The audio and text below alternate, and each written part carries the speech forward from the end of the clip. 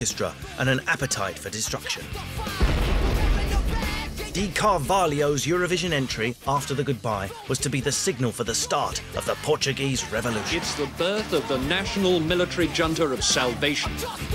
But it wasn't quite the rousing call to arms people were hoping for. Silêncio, amor, em tristeza e fim. You always think like punk or like Slipknot's got this kind of screw the government, rah. But it's something really nice about a government being overthrown whilst listening to some sort of like cocktail bar jazz.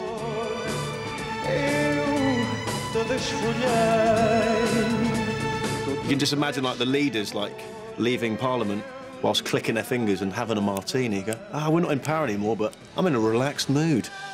Paolo failed to rouse the juries into action, and he only picked up 3 points. Number 4. In 2010, Lithuania tried a clever bit of anti-Western social commentary and put it to a disco beat. Yes, sir, we are legal, we are, we're not as legal as you. No, sir, we're not equal, no, we're both from the EU. We build your home, we wash your dishes, your hands all squeaky clean. Someday you'll come to realize Eastern Europe is in your dream. This is kind of Eastern European attitude against those dreadful Westerners. Look, you wanted to clean your homes, your clothes and everything. Now you've got to vote for us because we've nailed you. This one didn't wash with the audience, though, and they failed to make it past the semi-final. Yeah. Fight the powers that be. Number 3 in our countdown of Eurovision political statements, it's Vladimir Putin. He's keen on the Eurovision. Is it important to Russia to host the Eurovision Song Contest? No. But not everyone in Eurovision is so keen on him. Yes, this anti-Russian protest from Georgia was about as subtle as, well, a bullet to the head. They argued that it wasn't political. They said that it was just a dance song, but it came the year after the war with Russia. We don't want a Putin, we don't want Putin. I see what they did there. Put in Putin. It even included lyrics about blowing the Russian president's brain out. Funky. You could say it was an update of Boom Bang a Bang. It was actually disqualified. Eurovision said no. They actually invited them to change the lyrics of the song. They refused, and they were asked to withdraw. It's a shame it never made the competition, really, because it could have gone all the way. Say, give me sexy, yeah. Give me sexy, yeah. Say, give me sexy, yeah. Yeah, maybe not. The fight the powers that be. At number 2, Ukrainian drag queen Verka Serduchka was a little bit more subtle, but not much. This is the favourite. His hidden message came under the guise of a playful dance track with a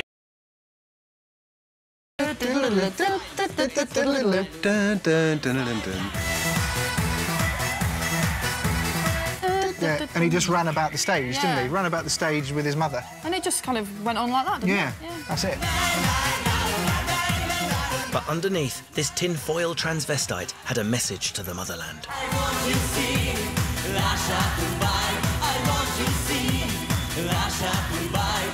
He reckoned, right, that he was singing about the Mongolian word for milk, but we all know that he was just telling Russia to kind of sod off. No. Despite being favourite to win that year, Verka got pipped to the top spot by Serbia. Should have left the politics out, mate. Our number 1 political statement at Eurovision gets extra points for presentation and downright catchiness. Norway's song in 1980 was a political song.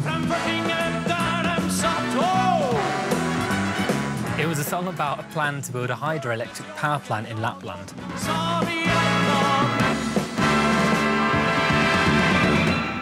But halfway through the song, things took a bizarre turn.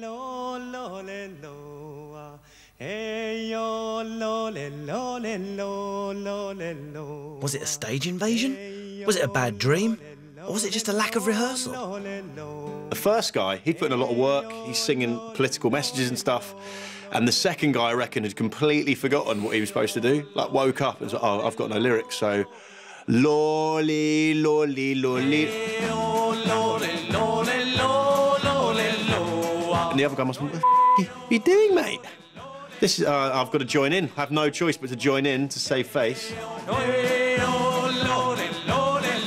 supposed to be singing about a nuclear reactor. You sound like you've been exposed to radiation, you moron.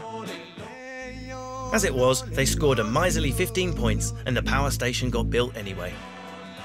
Oh well, lolly lo, as they say in Norway. Hey, lo, lolly, lolly, hey, lolly, lolly, lolly. You know what? Credit where credit's due. That is one hell of a catchy tune. And it's annoying. I'm sad that it didn't win. Well, to win Eurovision, you do need to have all the right ingredients. Hey, lo, lolly, yeah, that's right, Greg. You need the song, yes. You need the performer, the performance. And even then, just have a look at this.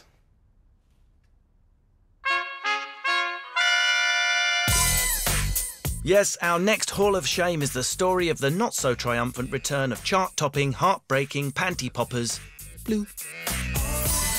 Blue were formed in 2000 by none other than Simon Cowell, who saw their mix of vocal harmony and cheeky-chappy charm had the potential to rocket as high as the waistband on his trousers. They split in 2005, but reformed especially to lead a UK boy band assault on Eurovision in 2011. They seemed the perfect choice with their good looks, great voices and loyal European-wide fan base. You know, they were known around Europe, they had lots of hits out there. They were certainly confident of their chances. Let's go out there, let's do something different that we've never thought we could do. We do a really good performance and we make our country proud. And it seems they weren't the only ones. You've got the talents, you've got the looks, and you've got the whole nation behind you. Good luck. Bring it home. All the very best. I can. You can. We know you can. We know you will. Yeah, no pressure there then. And as the contest approached, the buzz around Blue's entry grew. I think they were thinking they'd be in the top 5, but the betting odds were reflecting that as well. Blue were one of the favourites in 2011. They slashed our odds. We were 25 to 1, now it's 6 to 1. By the night of the contest, everyone in Britain was convinced that at last we had a winner. Good luck, Blue.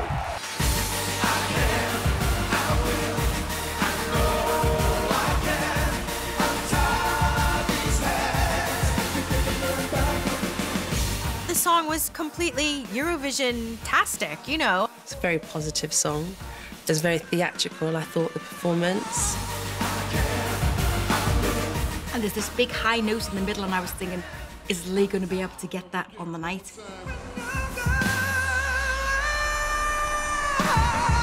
And bless him, he did it. Wow! Well done, Blue! But in the end, for Blue, it was less a case of I can and more, nah, you can't. They eventually finished in 11th place, 121 points behind winners, Azerbaijan. They even suffered the indignity of finishing below the nation's least favourite pop duo. That must have been a bit hard for them, I suppose, for Jedward to do better than them. It was like seeing a footballer past its best. It was just hard to watch. Show business. So after sending the perfect entrant with no results, where does that leave us? What more can we do? Really, what more can we do? If anyone was going to do really well, I think Blue would have done well. So it doesn't really give, you know, us much hope for the future. So, for failing to breathe hope into the UK's quest to reclaim our Eurovision crown, Blue become the 5th band to be hung up in our Eurovision Wall of Shame. Maybe they should have paid a bit more attention to what they were wearing.